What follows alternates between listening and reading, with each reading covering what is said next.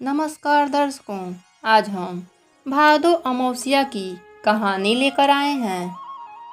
भाद्रपद महीने की अमावस्या को पिठोरी अमावस्या के रूप में मनाया जाता है।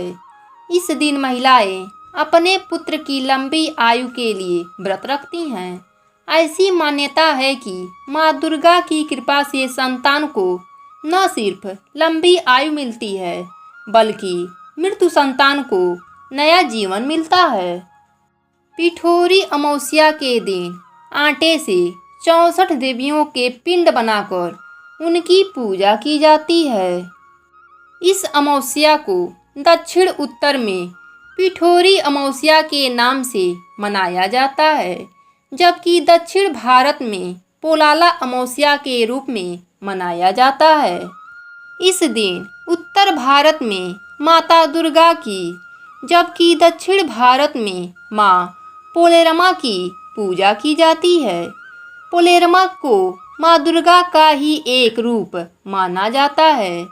अब सुनते हैं पिठोरी अमावस्या की प्राचीन कथा। बहुत पहले की बात है, एक गांव में एक परिवार रहता था। उस परिवार में 7 भाई रहते थे। सभी के शादी विवाह हो गए थे, सभी के बच्चे भी हो चुके थे। परिवार की सलामती के लिए 7 युवाओं की पत्नी पिठोरी अमावस्या व्रत रखना चाहती थीं। लेकिन पहले साल बड़ी बहू ने व्रत रखा तो उसके बेटे की मृत्यु हो गई। दूसरे साल दूसरे बेटे की भी मृत्यु हो गई। 7 सालों तक ऐसा ही होता रहा। बड़े भाई की पत्नी ने इस साल अपने मृत पुत्र का शव कहीं छिपा दिया। उस दिन पोलेरमा माता गांव की रक्षा के लिए पहरा दे रही थीं। उन्होंने जब इस दुखी मां को देखा तो वजह जाननी चाहिए। तब बड़े भाई की पत्नी ने सारा घटना सुना दिया। तब देवी पोलेरमा को दया आ गई।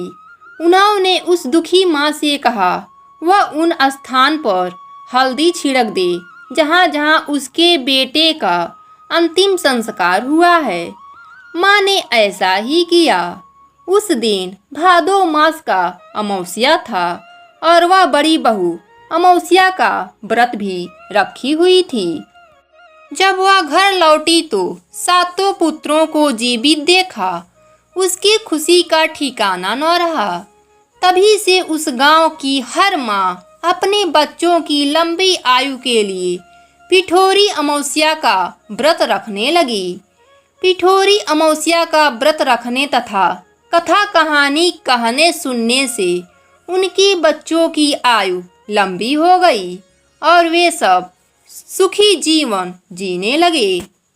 हे पोलेरमा माता, जैसे उन सब पर कृपा किया वैसे ही इस कहानी को कहने वाले, सुनने वाले और हुंकारा भरने वालों के ऊपर भी अपनी कृपा बनाए रखना।